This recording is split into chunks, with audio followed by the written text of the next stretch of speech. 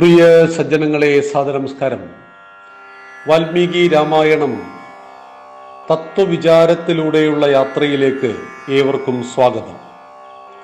രാമന്റെ ജീവിതം, അതാണ് രാമന്റെ സന്ദേശം. നമുക്കിന്ന് ചിന്തിക്കേണ്ടത് വിഭീഷണനെ കുറിച്ചാണ്.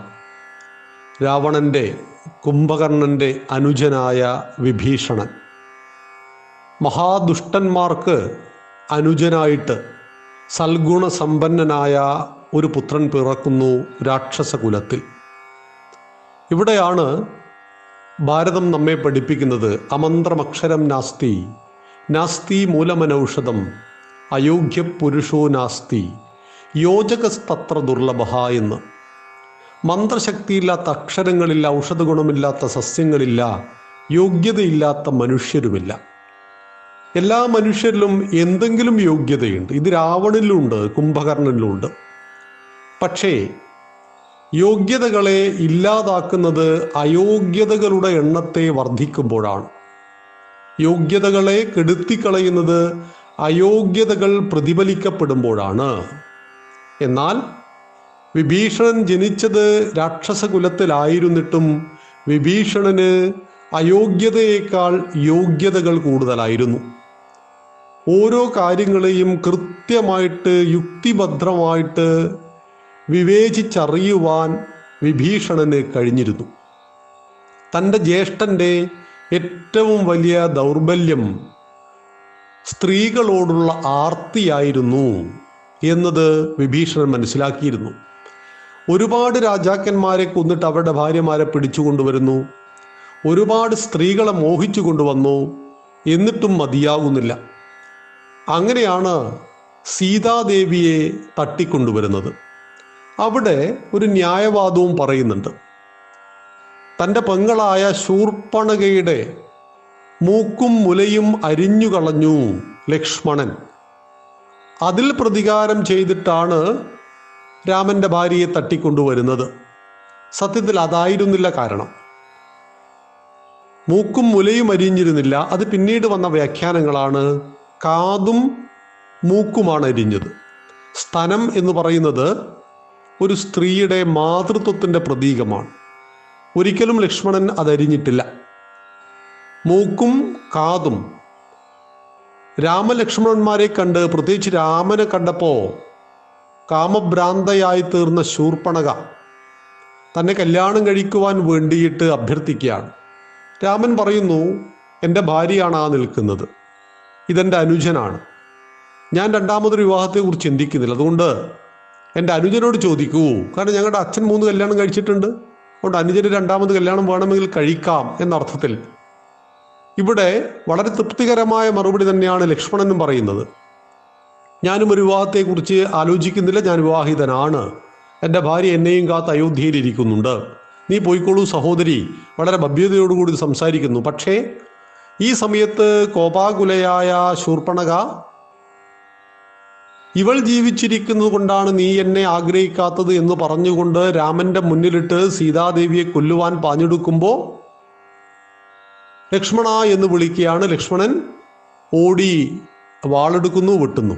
അതിലാണ് മൂക്കും കാതും, കാതിൻ്റെ അഗ്രഭാഗവും മൂക്കിൻ്റെ അഗ്രഭാഗവും മുറിഞ്ഞു വീഴുന്നത്. അതൊരു ശിക്ഷയായിരുന്നു. ഇതുമായിട്ട് ലങ്കയിൽ വന്നിട്ട് കാണുമ്പോൾ ഈ കാര്യങ്ങളെല്ലാം പറഞ്ഞിട്ടും രാവണനെ അത് ബാധിച്ചിട്ടില്ല. നിന്റെ കയ്യിലിരിപ്പ് കൊണ്ടാണ് നിന്റെ മൂക്ക് പോയത് എന്ന അർത്ഥത്തിലായിരുന്നു. പക്ഷേ അവിടെയാണ് രാവണന്റെ വീക്ക്നെസ്സിൽ കയറിയിട്ട് ശൂർപ്പണഖ പിടിച്ചത്. ജ്യേഷ്ഠന് വേണ്ടി ഞാനൊരു സ്ത്രീയെ എത്തിക്കുവാൻ പരിശ്രമിച്ചതായിരുന്നു. ലോകത്തിൽ ഇത്രയും സൗന്ദര്യമുള്ളൊരു സ്ത്രീയെ മറ്റാരും കണ്ടിരിക്കില്ല.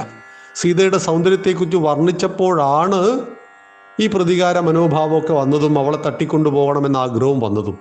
അപ്പൊ തൻ്റെ ജ്യേഷ്ഠന്റെ നടപ്പ് ദുർനടപ്പാണ് എന്ന് കണ്ടെത്തിയ വിഭീഷണൻ തെറ്റുകളിൽ നിന്നും തെറ്റുകളിലേക്ക് പോയിക്കൊണ്ടിരിക്കുന്ന തൻ്റെ ജ്യേഷ്ഠനെ തിരുത്തുവാൻ നിരന്തരം പരിശ്രമിക്കുന്നു.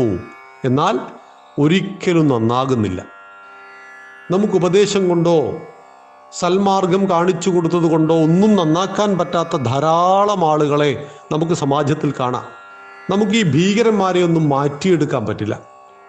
അവർ വിശ്വസിക്കുന്നു, ഞാനിങ്ങനെ പൊട്ടിത്തെറിച്ച് മരിച്ചാൽ എനിക്ക് സ്വർഗം കിട്ടും, അവിടെ ഇന്നേ സുഖങ്ങൾ എനിക്കുണ്ട്.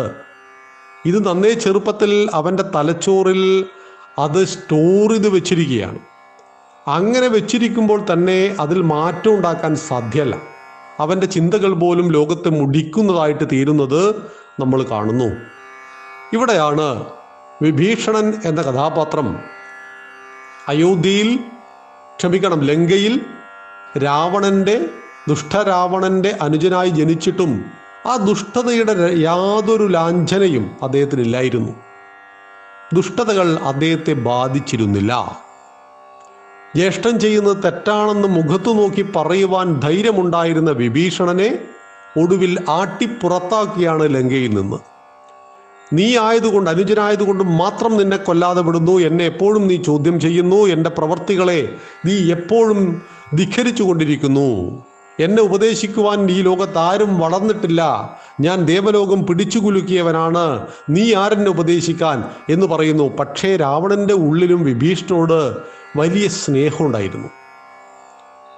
അതുപോലെ തന്നെ വിഭീഷണന് ജ്യേഷ്ഠനെ വലിയ ആദരവുമായിരുന്നു. അതീവ ശക്തിശാലിയായിരുന്നു. അതുപോലെ തന്നെ പണ്ഡിതനാണ്.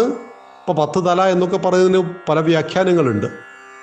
വേദങ്ങളെയും ഉപവേദങ്ങളെയും എല്ലാം പഠിച്ചവൻ എന്ന അർത്ഥത്തിലൊക്കെ വ്യാഖ്യാനിക്കുന്നുണ്ട്. പക്ഷെ ഇതൊന്നും സ്വഭാവ ഗുണമില്ലാത്തത് കൊണ്ട് ഉപകരിച്ചില്ല. 4 വേദങ്ങൾ പഠിച്ചാലും ഉപവേദങ്ങൾ പഠിച്ചാലും ഇതിഹാസങ്ങളും പുരാണങ്ങളും പഠിച്ചാലും സൽഗുണ സമ്പന്നന് അതൊന്നും ഉപകരിക്കില്ല.